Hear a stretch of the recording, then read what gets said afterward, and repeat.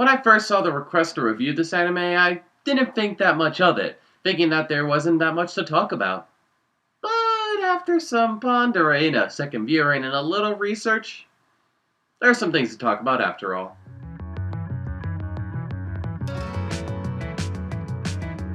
切れかけた街灯に照らされてめいめ作り返す人々の影ゴムの匂いと空気の湿り気静寂と呼ぶには甚だ多弁従って定まらぬ視点星を滑って東北にいる点我が群がってどうせ無駄だって夢に焼け落ちてあとはなんもね Ranpo Kitan Game of Laplace is the 2015 psychological mystery anime directed by Seiji Keshi and written by Matoko Usui.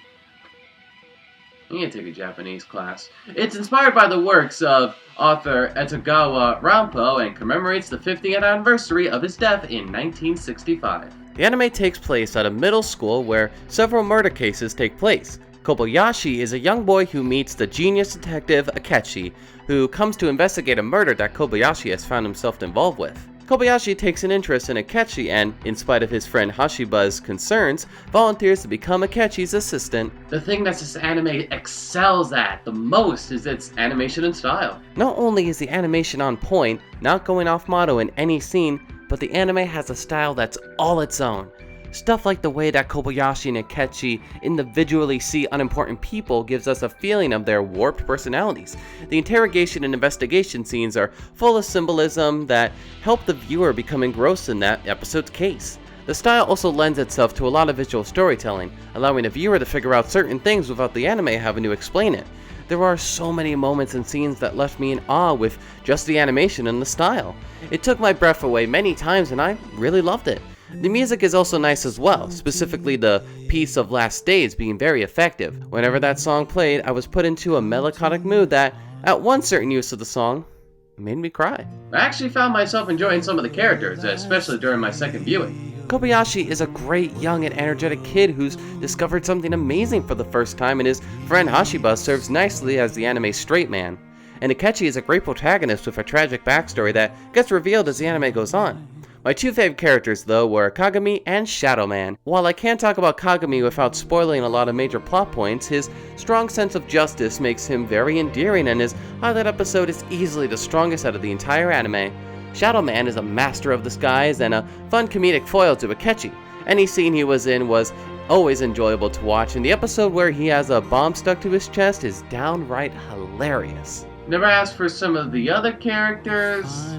Well, we'll get to that later. The themes in Game of Laplace are also very strong as well, drawing parallels to the themes presented in Ranpo's original novels. And that's the theme of what is truly justice, and what draws the line between detective and criminal when it comes to stopping the evil in the world. What is too much, and how far is too far? During the cases, Kobayashi and Akechi don't view some people as human. Only those important to the case are important in their world. On the other hand, the murderers seem to be more part of the world than the detectives because they understand where they are in the world. Kobayashi and Akechi, meanwhile, just see their surroundings as only a performance or a puzzle that can help them get rid of their boredom, at least for a little bit. This theme is prevalent in almost all of the episodes, and it works well here just like in Ranpo's original works. In my second viewing, I also noticed some quick elements that I didn't see before. Kobayashi is a crossdresser who enjoys wearing pretty dresses. He disguises himself as a young girl for a case, but afterwards enjoys wearing it around the office and having other girly outfits as well. When they go to an island for a case, he says that he wants to go swimming, pulling out a cute one-piece swimsuit. His friend Hashiba is also implied to have feelings for Kobayashi, always blushing around him when they are in close contact and always being there for him despite Kobayashi's wild antics. The relationship between Kobayashi and Hashiba is also meant to parallel Akechi and his lost friend.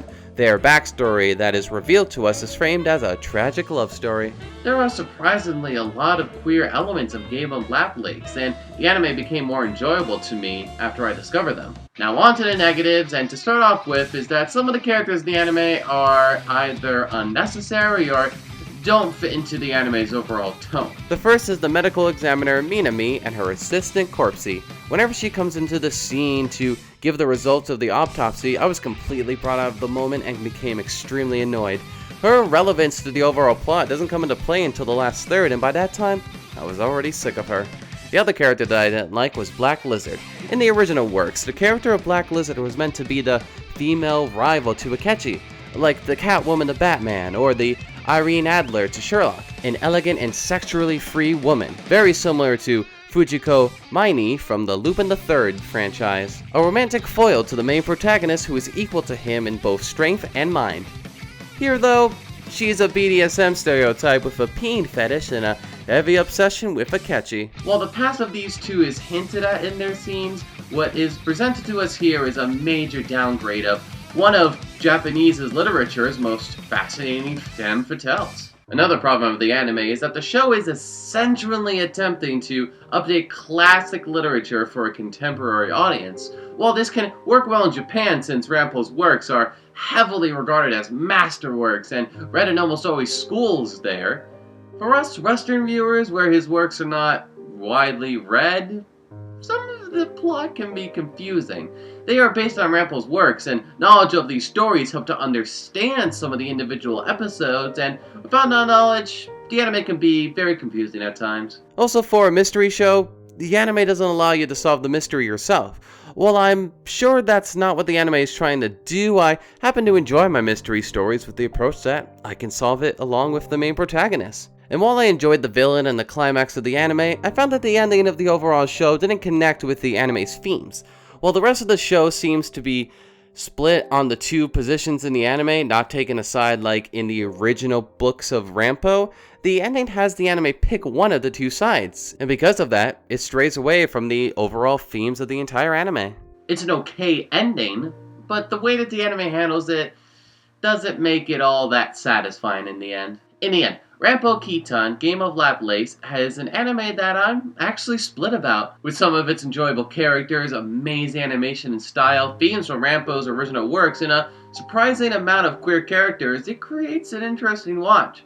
But between its unnecessary use of some characters and misuse of others, confusion for anyone who isn't Japanese, lack of intrigue in its mystery side, and it ending not being very satisfying in abandoning its themes, it's kind of becomes disappointing in the end. While I'm glad I saw it, even on my second viewing, I can't say I'd recommend it to anyone except for those who are really curious. I'm going to give Ranpo Kitan, Game of Laplace, a B-. I'm probably being too hard on this anime, but that's only because there are some things that I really love about it, but then there are also some things that I really hate about it. Watch and see it for yourself.